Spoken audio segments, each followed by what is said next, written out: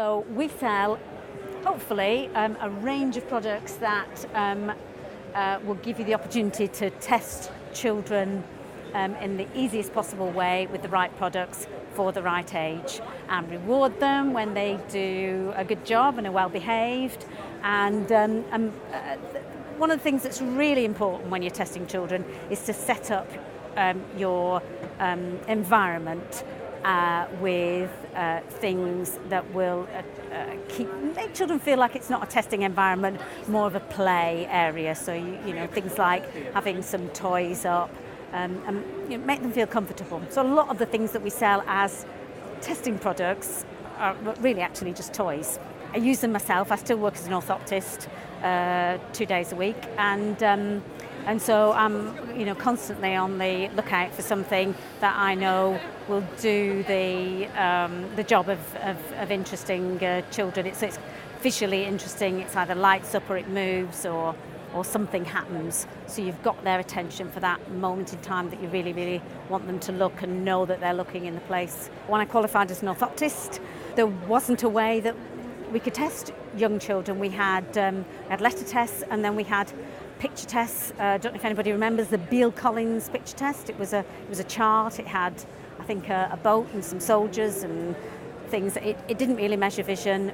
We were told it didn't measure vision, but it gave an idea of what you could see from one being a big picture and the other things being small.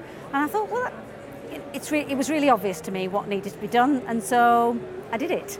All the thought process seemed very simple, and I couldn't see why somebody hadn't done it before. I spent 3 years researching it, published the research. It was to do with the recognition of the pictures and then the accuracy side of it.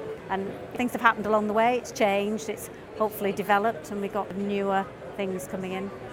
If the child's cognitive ability is not at that level, then you're going to be testing their cognitive ability and not their vision. So you have to remove that from the testing process by making the sort of psychologically the test process the right process for that age of child. So the pictures being pictures that children know, for example, and can sort of relate to.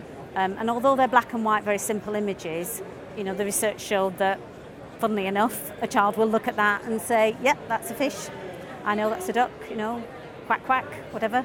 And then children, very young children, sort of 18 months to 2.5, 3, need to have a single picture presentation because they get easily distracted, and that was how the test was originally.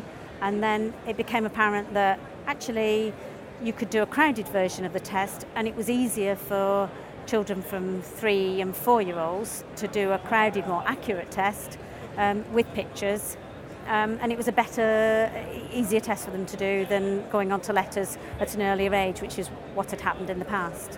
I hope that those optometrists that don't feel that they're ready to test children, that they'll see that if they get the right setup and the right equipment and have the right tests that are appropriate for the age of the child, it's actually not that difficult at all. They've got the skills really, and once you've got the right equipment and you just have a slightly different mindset, prepared to smile a lot, and it's really just going through a process of how to keep the child's attention, interact with them, say the right thing that's appropriate for the different testing processes, and then the rest of it's plain sailing, really.